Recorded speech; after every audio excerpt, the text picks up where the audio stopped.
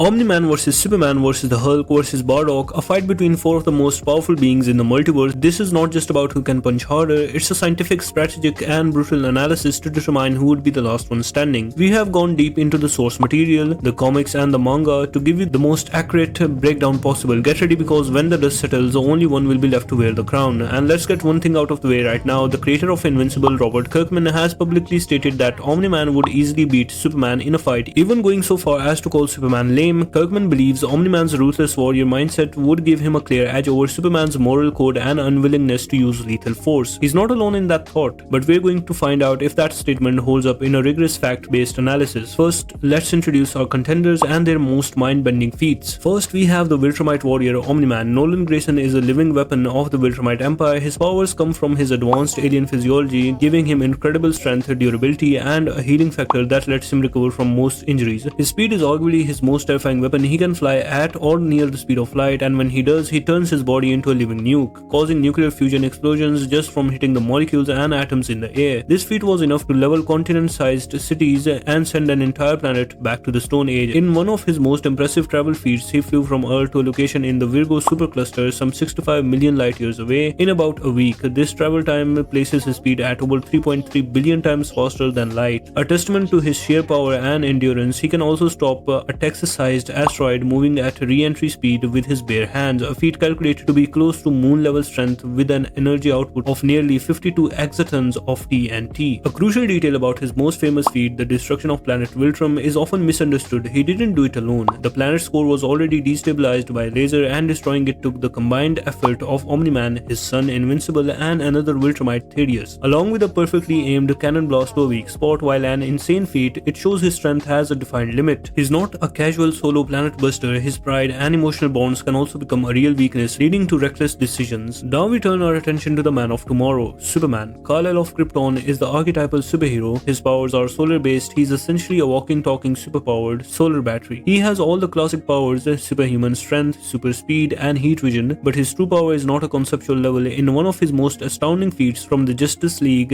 issue number 25, he was tricked into a prison in the 6th dimension by a cosmic being called the World Forger, a literal creator of multiverses. After absorbing the energy from a cluster of stars, Superman punched through the World Forger's fake multiverse, a blow so powerful it was felt in every dimension. He also literally held up all of existence, every multiverse, every object, every person in the DC universe for an entire day to allow the god Atlas to attend his daughter's wedding. This was a literal display of raw strength, not a metaphor. In a separate event from the New 52 comics, he bench pressed the entire weight of the Earth, 5.972 sextillion metric tons, for 5 days straight without sunlight. An astounding feat of raw power and endurance. This is why DC has stated that Superman is as strong as he needs to be to win. His weaknesses are external, not internal, which is a huge distinction. The radioactive mineral kryptonite, the radiation of a red sun, or the mystical forces of magic which bypass his invulnerability by a different set of rules. Our third contender is the gamma-fueled engine of destruction, the Hulk. Dr. Bruce Banner's transformation into the Hulk is a living, breathing embodiment of limitless strength and rage. The fundamental aspect of his power is simple: the angrier he gets, the stronger he becomes, with no known upper limit. He also has immeasurable stamina, allowing him to fight for days without tiring, and a healing factor that can restore his body from catastrophic damage, like regrowing his entire head in seconds after it was cut off. In one of his most famous feats from the 1984 Secret Wars issue number 4 comic, he held up a 150 billion ton mountain range that Molecule Man dropped on a group of heroes. He wasn't just lifting it, the narrative states he was bracing it, and this was a feat that even Thor couldn't replicate with a single blow of Mjolnir, which would have shattered a barrier capable of withstanding the mindless ones. In a separate feat during the Planet Hulk storyline, he pushed the tectonic plates of the planet Sakaar back together to prevent the world from being torn apart. These plates are estimated to weigh around 45 quintillion tons each, showcasing his absurd strength, but his true trump card and the reason he's in the conversation is his immortality. In the Immortal Hulk comics, it is revealed that his healing factor is actually a metaphysical connection to the below place, a kind of lower hell. When he dies, his soul just walks back through the green door and returns to his body, making him physically unkillable by any normal means. At his peak, Worldbreaker Hulk, his mere footsteps can cause continental level destruction, and with a single palm slap, the entire world feels his force. In one instance from the Incredible Hulk's issue number 633, a clash between him and Worldbreaker Red She-Hulk generated shockwaves powerful enough to burst the planet they were on and vaporize nearby 8 tired heroes. He has also punched through a glass room tempered with negative zone particles, which would have transported anyone else to another dimension, but it didn't phase him. And finally, we have the Saiyan warrior Bardock. The father of Goku is a low-class warrior known for being exceptionally strong for his rank. His power is rooted in the standard Saiyan toolkit, superhuman strength, key manipulation, and the ability to transform into a great ape under a full moon, which multiplies his power by 10. The analysis of his power can be complex. In the TV special, his power level was explicitly stated to be around 10,000, which is an impressive number for his time. Some fans argue that he scales to King Vegeta, who could casually blow up 3 planets with one hand, but as many power scaling experts have pointed out, that is a scaling argument, not a direct feat from Bardock himself. His most powerful canon feat is in the Dragon Ball Super manga, where he defeats the villain Gas. This victory was not due to static power level, but to sheer determination and cunning, outsmarting his opponent. The problem of Bardock is his one big power-up, the Zenkai boost, which makes him stronger after a near-death experience. Against these opponents, a near-death hit is just a final irreversible death with no chance to recover. Now for the main event, the Elimination Gauntlet. We will break down who falls first, second, and third and reveal the undisputed champion. This is not just a battle of physical strength, it is a test of wills, of ideologies, and a deep dive into the very physics of their respective universes. The first to be eliminated is without question Bardock. When you compare the numbers and the feats, it's not a fair fight. Even the most generous estimates of Bardock's power scaling him to King Vegeta's planet-busting feat or getting a huge boost from a Zenkai still pale in comparison to his opponent's abilities. Think about it. Omni-Man travels across galaxies in a week, the Hulk breaks continents just by existing, and Superman is operating on a multiversal scale. Bardock is a phenomenal fighter, but he's a galactic level warrior at best. In a fight that has moved onto a cosmic scale, the most important factor is the nature of his power-ups. The Zenkai boost requires him to be brought to the edge of death to get stronger. A single attack from any of the other three would be a definite irreversible death, giving him no chance to recover. He's simply outclassed. This is where the fight gets interesting, but the next to fall would be Omni-Man. This is a difficult choice as he's a tactical genius and a brutal fighter, but his downfall is a simple fact. His power is immense, but it is not infinite. In a fight against the Hulk, Omni-Man's aggression would be his biggest liability. Every punch he lands only serves to make the Hulk angrier and thus stronger, and because of the Hulk's true immortality via the Green Door, Omni-Man can never deliver a final permanent blow no matter how hard he tries. He would be locked in a battle of attrition he cannot possibly win. In a match against Superman, Omni-Man's limits